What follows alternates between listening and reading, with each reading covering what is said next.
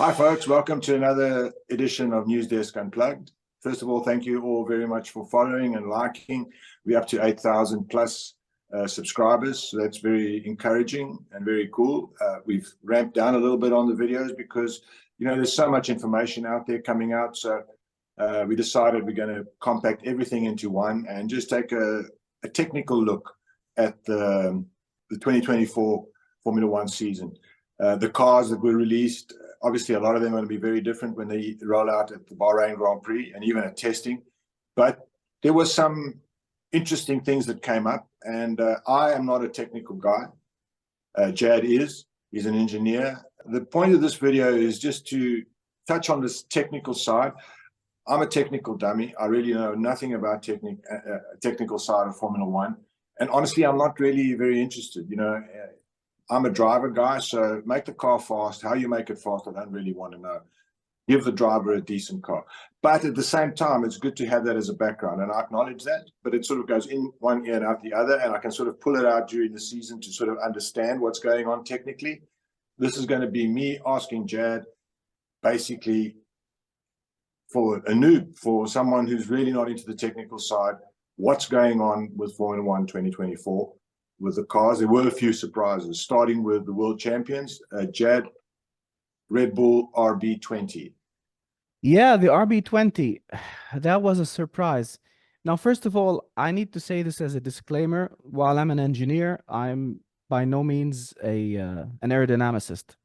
But, you know, when you do some research, when you look around, you read some stuff, I can understand what I read and try to explain it. So, to go to the RB20, well, actually, it seems like Red Bull ambushed their rivals with it, because we've seen all the other cars that have been launched in 2024, and they were following the pattern that Red Bull had set in the previous seasons. With the way, the shape of the side pods, how the air flows on top of the side pods, on the undercut of the side pods and everything. And while everyone was following the...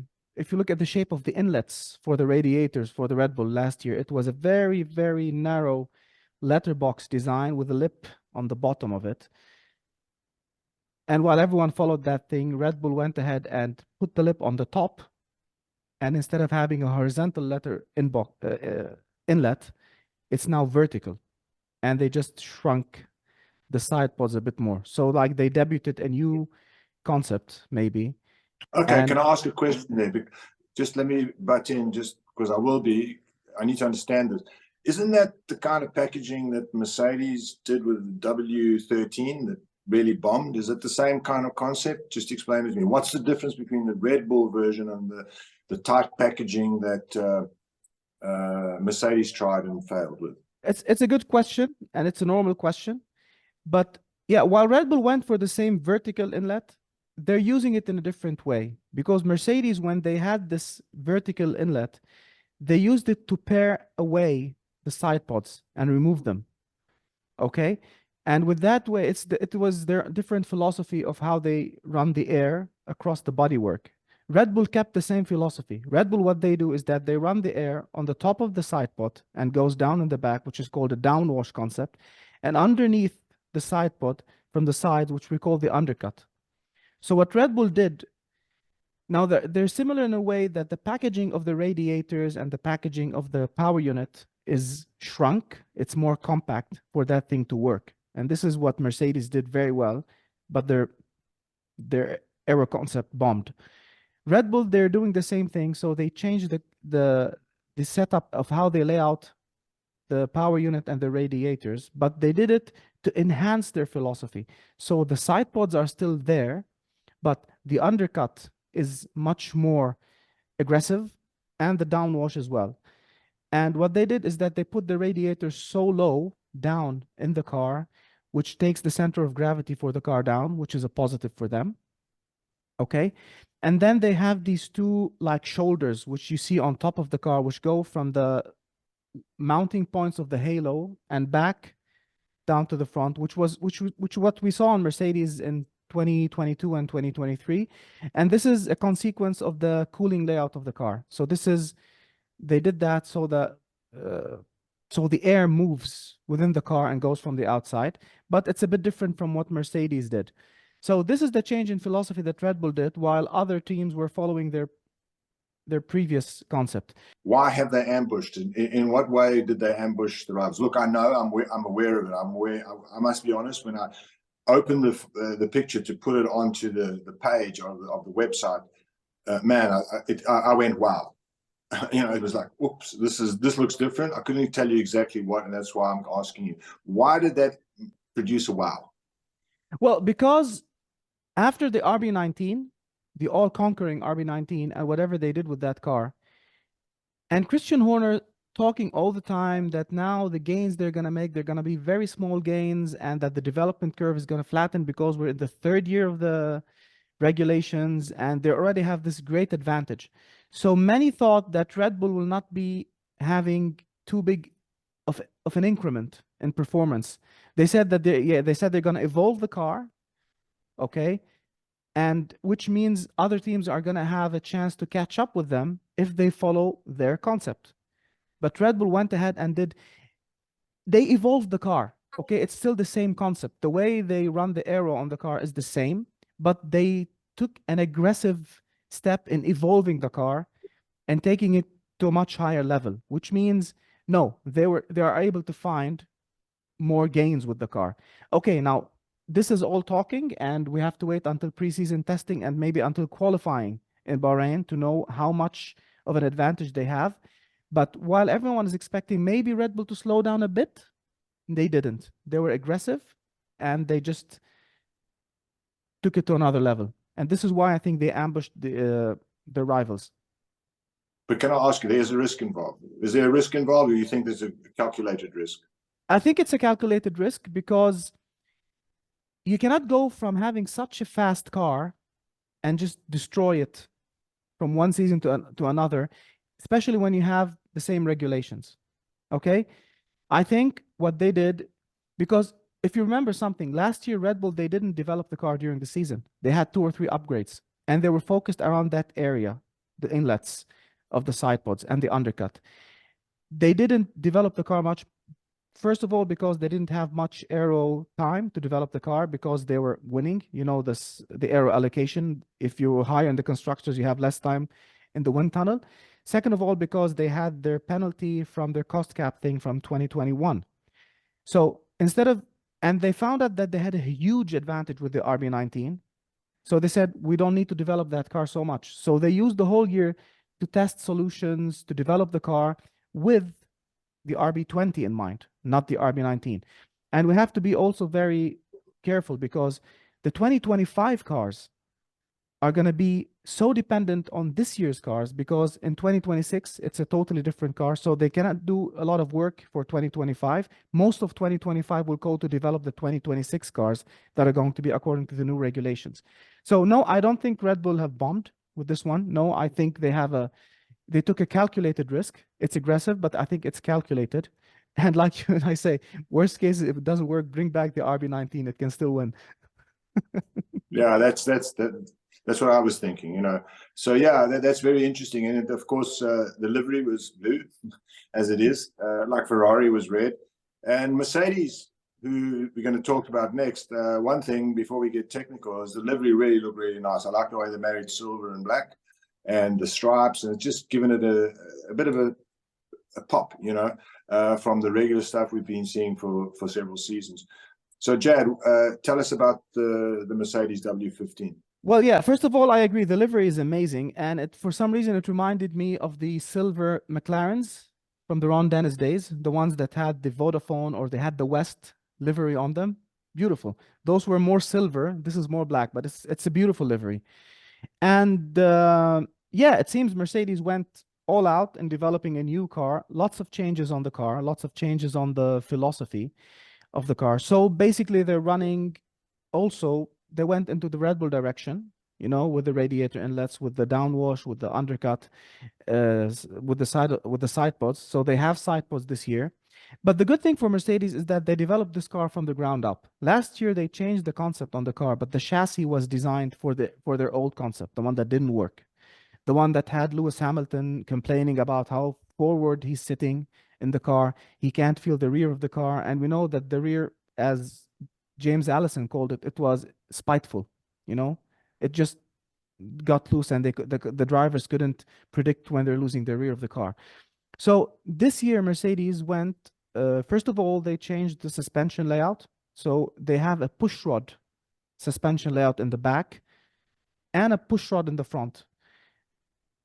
This is similar to Red Bull in the back because Red Bull have a pull rod at the front and a push rod in the back. McLaren and Mercedes, no, they just followed Red Bull in the rear of the car. And they have the new sidewalls, like we said. They moved the cockpit for Lewis back, I think, by 10 centimeters, okay, which is going to give him a better feel for the car. And this also gives better airflow between the front tires and the side pods.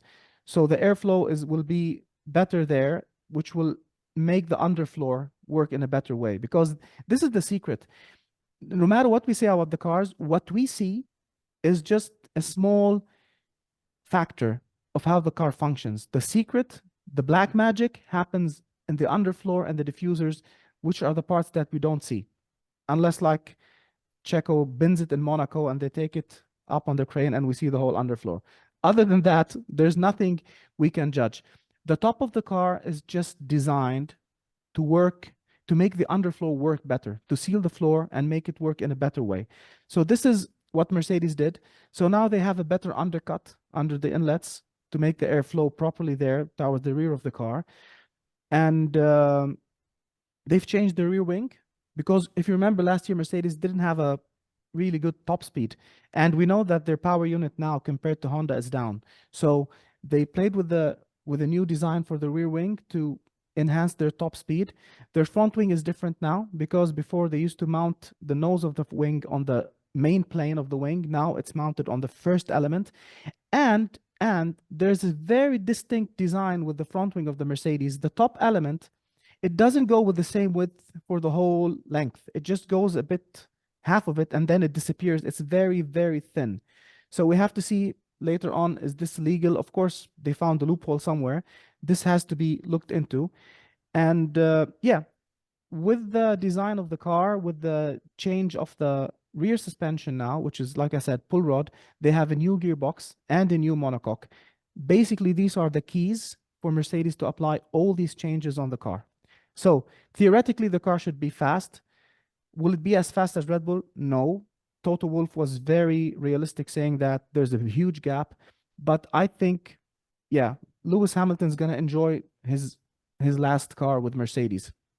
Indeed, yeah, it is his last car. Really, they have to challenge Red Bull this year. If we had another season of dominance, man, it's going to be terrible. But they're not alone. Ferrari also have to up the ante. What have your team brought to the party as far as we can see before the Bahrain testing? Ferrari, when they started the 2022 regs, they went with the outwash philosophy, which means the air goes under the side pods and goes out, not under it towards the rear. This was their philosophy. And I think at that year they decided that no, there's not much more to develop with that platform. And in 2023, like, they took a step in a different direction, more towards Red Bull. And now I think they took another step towards a Red Bull design. So they have the lips, the lower lips for the inlets, for the radiator inlets. They have the thinner inlets as well. If you remember, there's this water gully that they used to have on top. That's gone. And it was a bit, they did like a half solution in 2023, but now it's totally gone. It's a downwash design like Red Bull. But Ferrari, what they're doing is that they're persisting with their suspension design. Now, the suspension is very important with these cars. Why? Because to make sure that the car is working properly and generating downforce consistently, the platform has to be stable, which means the car shouldn't dive or squat too much. And this is the secret in Red Bull's success. Adrian Newey famously said that he didn't work on the aero concept of the car until he finalized the design of the suspension. He personally designed the suspension for the cars. Okay, that's why they go with a pull rod at the front, because with that makes sure it helps them more control the ride height of the car. When you brake, the car doesn't dive. And they went with the push rods in the back because this would help them also as well when the car accelerates, it doesn't squat. So the ride height with the Red Bull is more stable than other cars, and this is why the car works consistently over a lap or over a track and corners, fast corners, whatever you want to say. And with the design they have also, because they have a push rod on the back, so that gives them a lot of free space to work the airflow and energize the diffuser in a proper way. So this is the secret. Ferrari went in a different way. Ferrari still have a push rod design on the back, but they have their own philosophy, and they've designed a new gearbox casing to mount the push rods on it. They insist, sorry, it's a pull rod for Ferrari in the back. So they insist that this is the way for them, which scares me, because Ferrari, you know them, sometimes they take risks and then they end up hitting a solid wall. So I don't know if it's going to work with them, especially that everyone knows which is the way forward. So this is what they did. They shortened the gearbox. They have a shortened gearbox. They have a longer chassis, which means they have a lot more space around the rear tires in that area, so they can work the diffusers better. Their undercut is more aggressive as well, so they can work the air around the side pods, under the side pods, and seal the floor, so they work properly with the floor edge. And they're hoping that with this way, they're going to eradicate the problem they faced last year, which was the sudden loss of air grip on the back. They used to the drivers will be driving and then boom, there's no grip on the back. So hopefully they're delivering a more consistent platform with the new car. Other than that, yeah, it's basically they followed Red Bull in some places, but they still sticking with their guns with the rear suspension design. Yep, Ferrari and Mercedes really owe it to Formula One, to themselves, and to fans, actually, to, if not chase Red Bull much closer, beat them. You know, that Red Bull last year just made them look very, very bad. You know, apart from those 3 teams, there's 7 others on the grid, but realistically, we're only going to talk about the winners here. People are potential winners. What do you think are the other teams that surprised you, or we should look out for with the season ahead? Has anyone done anything revolutionary? What's your call? Well, we have to talk about your team, McLaren. So McLaren made a quantum leap back in 2023. You know, when they did this big upgrade in Austria, they went down the Red Bull path, and they ended up at the end of the season arguably the second fastest car by pure pace on the grid. Now, the problem with McLaren is that when they launched the MCL 38, they were so stingy. They didn't show details. Okay, they tried to cover up as much as possible. But there are a few stuff which we can take away from the launch car. So they have the same suspension layout like Red Bull, and this has been for the past years the same. They have pull rod on the front, push rod at the rear. And it's the first car that McLaren developed in their on-site new wind tunnel. So this is the first time. They're using lots of their new assets, and they're working towards making them more efficient and optimizing them more. So the thing about McLaren, which is interesting, is that they're already on the right track. They started being on the right track in 2023. So you expect them to evolve into 2024. And they did evolve. They weren't as aggressive at Red Bull, so they kept the same layout for the inlets. You know, they followed Red Bull's path of having the lip on top of the inlet, not on the bottom, with a very aggressive undercut. So this is what they did. And hopefully what they're looking for is to have a car that is more consistent, you know, that has less drag, more efficient car, and a more consistent generation of downforce. So I think we should be looking at McLaren, you know, because yeah, they were the team that gave Red Bull most trouble towards the end of last year. So we should look at McLaren. Another one is Aston Martin. Aston Martin, you know, they started 2023 excellently, but then they dropped back. And they had a upgrade in the middle of 2023 which didn't work, and then they went back to the old car and they just started mixing components. They were kind of lost with the development of the car. I would like to give them the benefit of the doubt, because at that time they were moving into their new factory, and you know, it's a very unstable environment. You know, to focus when you're moving and you're getting used to your new surroundings and all these kind of things. So hopefully this year they would have, they're going to start on in a better situation, I think. So we need to look at Aston Martin. We need to see if they're going to be fast at the beginning of the season and if they can maintain it, or are they going to start slow and develop? We have to see. There's a lot of work that they've done on the car, and it's basically as well an evolution of the other car. So they have a revised nose. Okay, so the nose doesn't connect to the main plate; it connects to the lower end plate, the lower element of the wing. The radiator inlets, it also has a lip like the Red Bull, but an enhanced bodywork design just to make the undercut work more and energize the floor edge as well. The water slide channel on the top, they have it. They still have, if you look at the Aston Martin at the side pods on the top, there's a big water channel. It's a deep water channel that makes the air goes down for the downwash. I think Red Bull, I think the closest for them is Ferrari. I don't think other teams did this thing, but this is still a feature for the Aston Martin.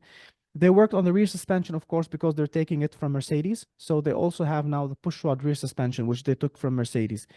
Along with the shorter gearbox as well and everything. So basically the rear part of the Aston Martin, it's a copy from the Mercedes. So this is another interesting team to look at. And yeah, we have to see if they can be consistent and if they can have a proper development, because last year they lost it on development, to be honest. Yeah, interesting points. You know, obviously there's Alpine too. Did you see anything with Alpine that interested you, or? Well, Alpine, honestly, they were stuck last year. They were stuck in no man's land. You know, I think they finished 6th in the standings, I think. And the gap to the 5th and the gap to the 7th was huge. So they were just in their own championship, to be honest. Now it looks similar. It looks similar to the A523, the outgoing car. They have a revised rear suspension, so they've developed the rear suspension. They have a different design for the side pods, and they changed the cooling layout of the car. And the most important thing which they're working on is they reduced the weight of the chassis, because Alpine were struggling with weight last year, and we know this is a problem with these cars. So they're struggling with weight. So all of their development was focused on reducing the weight, especially because, you know, Alpine, they're the lowest on power. The Renault power unit is 30 horsepower down reportedly compared to the others. So they worked on reducing the weight of the car, revising the brakes, working on a new heat rejection system, because although they struggle to run the car efficiently on tracks where the heat plays a role. So these are basically the changes for Alpine, what we can note from what we've seen in the launch car. Okay, but one that always kind of worried me, I want to keep an eye on, is what do they call it now? V-carb, Toro Rosso, AlphaTauri. Yeah, the V-carb. How does that car compare to the Red Bull of this year or last year? Because they want to be more aggressive, they want to be more independent, but are they still sharing a lot of the philosophies? What do you see in the new V-carb? Well, the new car, basically they admitted last year that it was a mistake for them not to take the suspension from Red Bull. They had their own suspension layout. This year, they took the front suspension from Red Bull and the rear as well. So they have a pull rod up front and a push rod on the back. And they're following a similar philosophy. They also migrated more towards a similar philosophy like Red Bull in terms of the shape of the side pods, how they move the air on top of the side pods, on the side, and on the undercut and everything. And basically what they did is, the upgrade which they did last year at the end of the season, it seemed to do the trick for them, because at that time they started using the rear end of the Red Bull, and that did the trick for them. Now they've got the front end as well, so they should have a similar platform. And yeah, it's going to be very interesting to see how they stack up against the mother team, let's say, because yeah, if they do well, other teams are not going to be happy, because they know they're going to be sharing lots of components. They're not going to be happy about it. So this is a team as well to keep an eye on in the midfield battle. Are they going to make a quantum leap? I doubt it. But in the midfield battle, yeah, maybe they can make the difference this year. Yeah, that's a fascinating one because, you know, they say Formula One's 10 teams, but I'm going to argue it's 9 teams. One team has 4 cars, especially if they're gravitating to similar design philosophies and driving philosophies. And it makes sense because, let's be honest, that's the feeding ground for Red Bull. So why not have a car that's very similar, so when the guys jump in to replace Perez, if he is replaced, or whenever, you know, that there is a similarity that they can share, then the drivers are not going to arrive in the Red Bull from VCARB and be like totally bewildered by the car, you know. So Yeah, it makes yeah, sense that they're running on the same philosophy. yeah. Yeah, so I think we've covered, I don't know, is there anything else you want to say? Yeah, I just want to note one thing on the Kick Sauber, the C44. Also, they're following the Red Bull design, but they're doing one thing. They're having their own gearbox casing because they're not using the same suspension as Ferrari, although they have the same power unit. But they have a pushrod design on the rear, like Red Bull. So they did their own gearbox casing to mount the suspension on it. But there's one change which we'll see differently this year on the Sauber, or the Kick Sauber. So it's the roll hoop. Remember when Ju crashed in Silverstone and the car was upside down and it just, Yes. yeah, so it plowed through the track. So the FIA, after that incident, they made more stringent rules on this area of the car, so it has to be more tough. This way, and for this reason, Kick Sauber now have a more conventional roll hoop shape like the other cars. Before, if you remember, it had like 2 openings and split with a blade. Now it has a normal conventional one. So this is something that we have to see from the Sauber. In general, as a summary, most of the teams are following Red Bull's philosophy. Mercedes a bit in their own way, McLaren as well, but Red Bull seems to have moved the goalposts again. Yeah, that's really interesting. And I'm going to throw some numbers at you. First of all, before I do, I'd like to thank you for that's a good explanation. I've got a lot of stuff to process. I'll probably have to watch the video again to get all the information. But thanks a lot for that, Jay. That was really informative. But I do want to mention one thing. The RB19, with it, Max won 19 races. Do you think he's going to win 20 with the RB20? Yeah. Well, last year we never imagined that one team is going to win 21 out of 22 races. We said that's not going to happen. It's not possible. And it was. Let's see this year, maybe. So there you have it. I think the first hint of what's coming for the season ahead will be at the Bahrain test this week, which we'll have fully covered on our website. And then, of course, when Q3 in qualifying, we'll know exactly where the pecking order is. But until then, there's going to be games. I think people are not going to just go out there shooting. There'll be the usual sandbagging, and Ferrari will probably win the preseason championship. you know how it goes. So Yeah. Let's see what happens. You've armed me with some good information that's going to make my season a lot more interesting, I think. Not. Anyway, there we go. Yeah, it was an interesting exercise preparing for this video. I hope that I gave our viewers a clear idea, a simple idea of how things are working with the developments and the technical side of these cars. If I made any mistakes, like I said, I'm not an aerodynamicist, so it's a learning process for everyone. But yeah, it's just an effort from our side to try and make things simple for the viewers. Thank you. Guys, that's a disclaimer. But anyway, I think you hit a lot of home runs there because I'm starting to understand why the guys are worried. The wow factor of the RB20. I think everyone's going to be watching that in trepidation. So I look forward to it. Thank you all for watching. Let us know your thoughts. If you saw anything on the cars that we didn't see, let us know, and we'll take it from there. Okay. Thank you very much.